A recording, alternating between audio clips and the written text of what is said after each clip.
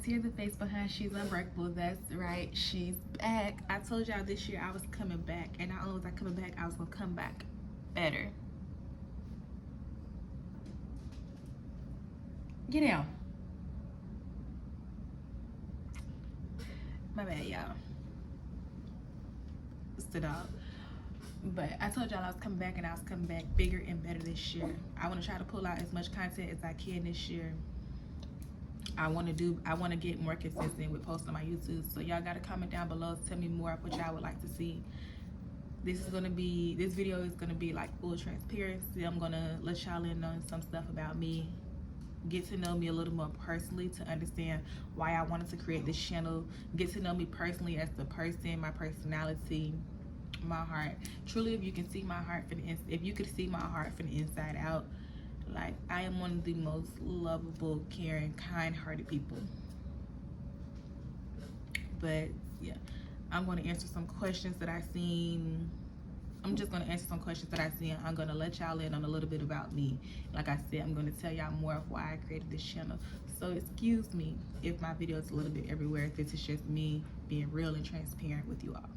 Okay, so to get started, I'm just going to throw out some facts about me. I'm 24. My birthday is December 14th. I was born in 1999. I am currently still working as a server. As y'all know, I had 2 jobs. I had to let one go. I'm gonna tell y'all why. I let one go because, y'all, I was going through very bad suicide depression, y'all. My back was against the wall. I was ready to give up. I was ready to end my life. Like, the devil was really busy on me. Like, the devil was really busy in my life because one thing about me, I'm not going down without a fight. And if I can do it myself, I'm going to do it myself before I call on someone for help. So I did so much for myself, and y'all know, when I tell y'all I was working, y'all know I was working. Like, I literally had 2 jobs, minimum of 75 hours a week between both jobs. Never had a day off, like, just going back and forth, working. I ended up in a situation where it was like, my lease, it was like, I signed a lease with somebody and I end up being there by myself. And that's kind of what happened. I don't want to get too much in detail like that, but it's just like, yeah, that's kind of what happened. My rent was over $2,000, so my bills itself came to at least $2,600 a month. And as y'all know, being a server, you know, sometimes the money can be iffy. Sometimes the money is there, sometimes it's not. And it was like, okay, well, if I can cover this, then I can't cover this. And because of that, I went to sleep a lot of.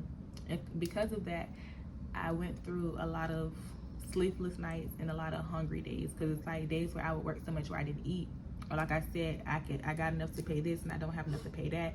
And I'm not the type of person that would just ask anyone for anything. So like, I was really working my behind off so that no one would be able to notice like the lack of energy, the lack of sleep, the lack of eating, until I started losing weight.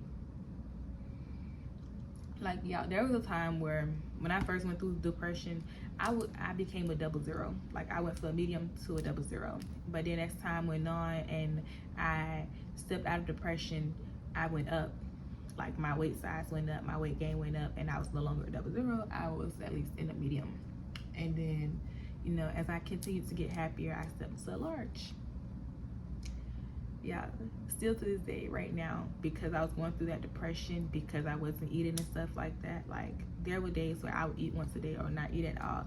And in the midst of this, you know, I just try to tell myself, oh, you know what, you're gonna fast this day. At least if you fast, you have an excuse not to be eating, and at least you can eat at least one time a day. I would just tell myself, oh, you're gonna fast. And like I said, the devil was busy, and I just, like, I would get home from work at 6 o'clock in the morning, 5 o'clock in the morning, be like, Lord, I can't continue doing this. And I would have like real cry outs with God. I'd be like, Lord, I cannot continue doing this. I cannot continue going with minimum hours of sleep. I cannot continue going without eating. To fast is one thing, but to just intentionally not be eating is another thing. And I don't take for granted what I have. I'm a very humble person, and I try not to be flashy or whatever, because there are a lot of people who go through and don't express that they go through. There are a lot of people who go through who don't eat. And it's like, I was feeding everybody else around me, but I wasn't feeding myself. And I get it. Sometimes we forget to pour into ourselves. Sometimes we forget to feed ourselves. Because what does it profit me? What does it profit me to gain if I'm pouring into everybody else, but I'm leaving my glass empty for myself. And that works in every area of life. So I had to really stop in my tracks, and I had to really take myself back. Criteria, you gotta do better, not just for the people around you, but more so in particular for you. So when I did that, and I had a good cry out with God a few times, I'm just like, Lord, I'm sorry if I strayed away. I'm sorry if I backed up. But Lord, here I am right now, wholeheartedly. Lord, take me as I am, Lord. I want to be who you've called me to be. Lord, search me and know my heart. Try me, oh God, and know my thoughts. And if there be any wicked in me, Father God, lead me in the way everlasting. I don't want what the devil has to offer, but I do want what you have in store for me, Lord. So yeah, I'm back to just working at one servant job. I do miss working for Amazon. I can't lie, because I really enjoyed working with my PAs and my coworkers. Like, I would really honestly go back just for them. And I told them I may come back at the end of the year just for them, you know, doing peak season. If you warehouse workers, y'all know how I get doing peak season. So I may go back doing peak season just really for them, like just part-time them, more so. So that was that. I stepped out of that depression, y'all.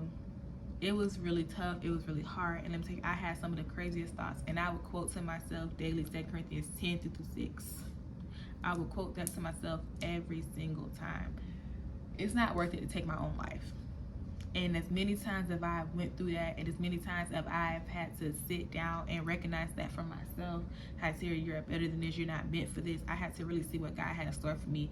And God had to show me every single time that just as I take you up, I can take you down. And God has always reminded me to be a humble person. And it's never that I've never been a flashy type person. I've always been a appreciative person. I've always been a humble person. But I realized the things that I've asked God for in my life, God has had to take me through so that he can bring me out. How can I tell y'all about the goodness of God if I don't go through anything myself? So that was that. And while we're on this topic about God taking me through and bring me out, I posted on TikTok. It was this video. I stitched this video, and the girl was like, "You want to know how good God is? Let me tell you just how good he is." So I told y'all just how good he was. Y'all, when I was 12 years old, I was diagnosed with Tourette syndrome. Still to this day that has no cure. I got that when I was 12 years old. Y'all, I am 24 years old, Tourette's free. I've been Tourette's free since May 2015. Since I was 15 years old, I've been Tourette's free. That's how good God is. Something that there is no cure for today. But he said, if you have faith, the grain of mustard seed, if you believe me, trust in the Lord and doubt not. Believe his prophet, so shall you prosper. I've never doubted what God can do. I've never doubted what what my leaders can do. These are people that you chose after your own heart to be there for me, to love for me, to care for me, and more importantly, to watch for my soul. So Lord, every time they prayed for me, I stood on business. Lord, I trust you. Lord, I trust my leaders, because Father God, you've done it. You protected them. You've poured into them enough to pour into each other, for they can pour into me. So for that, I am grateful. And when 2 or 3 are gathered, there you are in the midst, Father God. You got the 3 of us gathered in the midst, Father God, for prayer. You got everybody, the entire congregation is praying. The entire congregation is speaking in tongues, Lord. And in that moment, Father God, you freed me from Tourette syndrome. Y'all, that is something still to this day that is no curable. Imagine being at school, imagine being at school, even being in church. Even being in church, y'all, being out in public where people who aren't really saved, where people who don't really understand what you're going through, so they're making fun of you. Y'all, Tourette syndrome affects everybody differently. Like, some people just say things and they're not trying to say it. Some people just do things like it can affect your emotions, it can affect your movement, it can affect your brain. Y'all, Tourette syndrome literally had me barking like a dog. Like, and I tell you, barking like a dog. And it's crazy because I got this syndrome one weekend when I was in Tallahassee with my family visiting my auntie and my uncle. And I was in the car, and it just came out of nowhere. We did not know what it was. And I remember my grandma being on the phone with my cousin, and my cousin was like, "Grandma, you got a dog. Grandma, why'd you get a dog? You know we don't like dogs." Y'all, that was me. And she did not believe that was me, y'all. I was literally in a car barking like a dog. And it's like it came and went. It's like a syndrome that like I said, it affects everybody differently. So for me, it's just like it came and it went. And it's like if my throat got really dry or something like that, or like I was really frustrated or whatever, sometimes I just didn't know what was going on. Like if I got too clustered in my mind, I just went to a barking like a dog. And it was like, y'all, truly embarrassing. And I had people talk about me from school to work. well, not work, I wasn't working at the time, from school to church to just being out in public to my own family, Father God. And it's just like, I'm embarrassed. So a lot of times, like, I lock myself up in my room. I lock myself up in a shell because I'm embarrassed to have something like this. And I didn't really understand it. Like, imagine being 12 years old. Like I said, I had this from 12 to 15 years old. So imagine being this age and not understanding what you're going through or why you're going through it. And my grandma didn't understand it either. I was the first person ever known in my family to have Tourette syndrome. And my grandma was sick herself, but she didn't have no Tourette syndrome. She didn't have nothing I had, my grandma had. Like, my grandma had high blood pressure, hypertension, diabetes, and my grandma ended up having cancer. But Tourette syndrome, nobody in my family has ever experienced that. And a lot of people in my family had cancer. And I used to always pray, Lord, I want to be better. I don't want what my family went through. A lot of things that went through for generations in my family is going to stop when it gets to me. So that was that.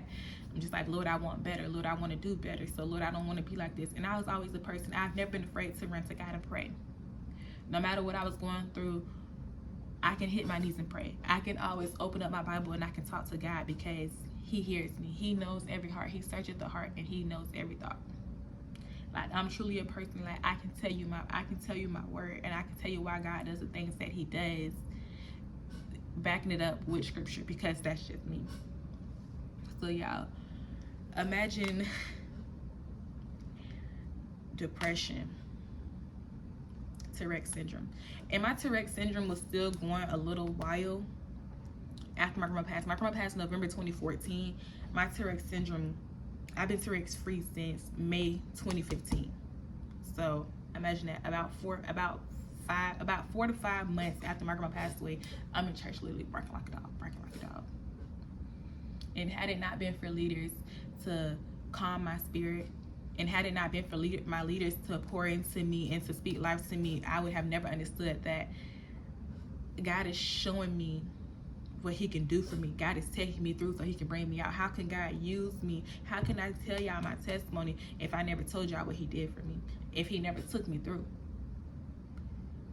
I'm not one of the ones that's going to say, God is amazing. God to give you a testimony.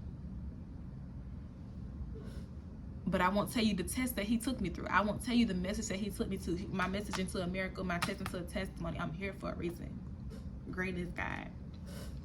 So that was that. Yeah. I wouldn't wish Tourette syndrome on nobody. I wouldn't wish no type of sickness or anything on nobody. But I will say this. Imagine this. Like I said, I went through depression more than once. So imagine being depressed. You have Tourette syndrome, so you're out here barking like a dog, and everyone around you has nothing negative to say about you. You just lost your grandmother, only person in the world that has really cared for you. Only like mother figure you really had for real. You've been going to bed hungry. Mom in and out. Right at this point in time, see my dad once in my life.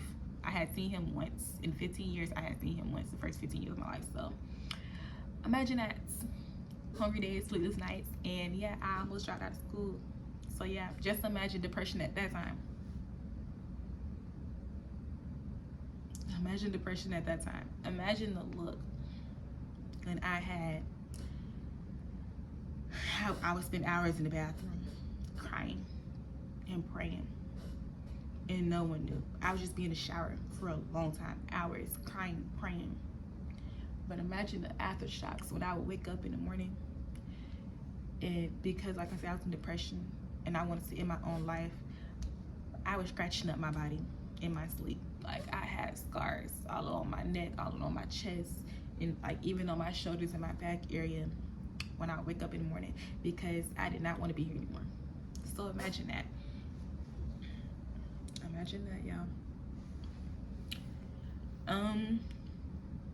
Yes, that's a little transparency, a little bit about my Tourette's and about my depression. But nonetheless, I am still here. God is still amazing. And even with the scratches I tried to put on my body, even with the almost, even with the fact that I almost took a, even with the fact that I did take a half a bottle of ibuprofen, even with the fact that I did try to run in front of a car, I'm still here. God is still amazing. And there's still so much more to be told in my testimony. I'm still being tested and tried every single day. You know what? I'm letting go and I'm letting God. And like y'all, within the last month, I've been telling God, you know what? I stepped out of my depression a while ago, like maybe a month or two ago. But within the last couple of weeks, y'all, I have been sleeping so peacefully. I have not slept peacefully in a long time. And I'll tell you, I came home from work one day and it was just me in the house, and I'm just in here like, y'all, I'm just in here praying. Like, from the moment I stepped in the house, Lord, thank you for bringing me home yet another day. Thank you for allowing me to walk back into the house today. Somebody didn't walk back into the house today, but Lord, I'm glad you saw fit in me for me to be one who did. And I just never stopped praying. And I'm in here praying, I'm in here worshiping at the same time. And I'm just like, Lord, speak, Lord, and I will listen. Yeah, when I told y'all and I did that and I sat there and I prayed out and I said, Lord, as soon as I stop worrying, that's when you're going to work together for my good. I have to stop picking up things. I have to stop taking things out of my hands. I have to stop taking things out of God's hands and putting them in my hands. God is not going to bless no mess. So I said, Lord, you know what? I fully and completely trust you. Yeah, I have been sleeping so peacefully. As soon as I let go and I let God, I've been sleeping so peacefully. Y'all, I have not slept peacefully in a very long time. So for that much, I am very grateful.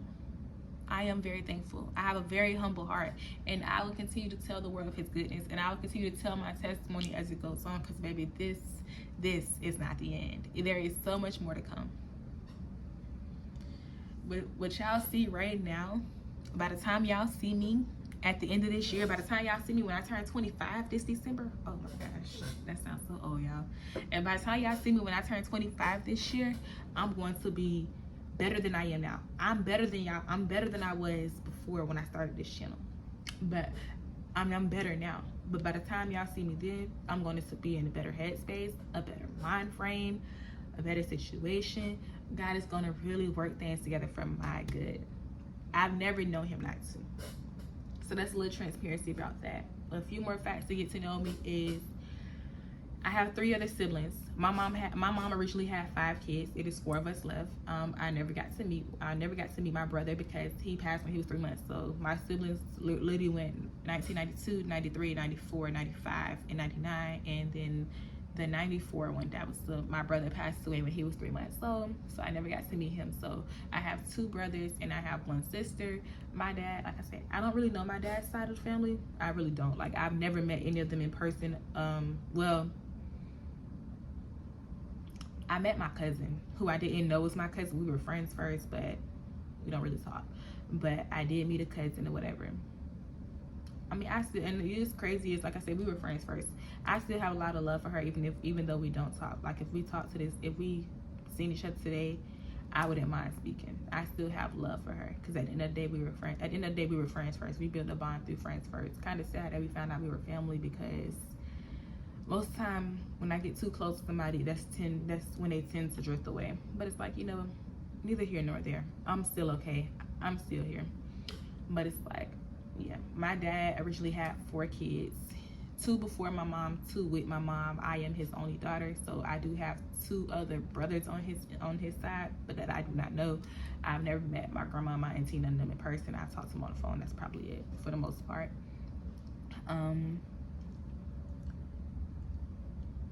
I'm going after what I want. I'm no longer waiting. I'm no longer putting my dreams on hold. And I understand that's the issue with a lot of us. The issue with a lot of us is we are waiting. We are waiting for somebody else to give us that big break. We are waiting for somebody else to push us forward. We are waiting for somebody else to want to do more, or waiting for somebody else to give us the ear to the ground. And sometimes it's like, God didn't give that person a gift, but he gave it to you. Yes, it's great to have connections, but what does it profit you to gain if you don't do the work yourself? Think about it that way. So that's that. I'm going after everything I want. So like I said, over the next few months, y'all are about to see some great changes. Y'all about to see some miraculous changes, some miraculous miracles that God has taken from me. Now, if you followed my very first YouTube channel, which I couldn't get back into, but if you followed that YouTube channel and you see where I started in there, that was my first apartment. I never did any videos in my second apartment, so that's that.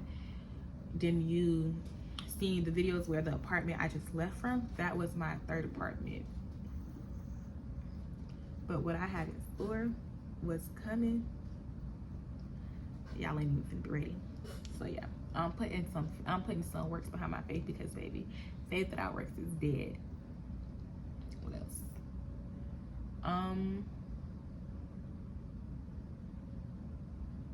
What else? What's to come? What else is to come? Other than miraculous miracles and blessings, I got a couple of trips coming up, which y'all are gonna see me pack for some trips. Y'all are gonna see me go shopping for these trips, and y'all are gonna see me, you know, the whole 9 yards. I'm going to Louisiana next month in May. I'll be in Louisiana for Mother's Day weekend for my cousin's graduation. Yes, ma'am. And I have a surprise for her, and I can't wait for her to see it. I'm gonna say it like this, even if she does watch this video, because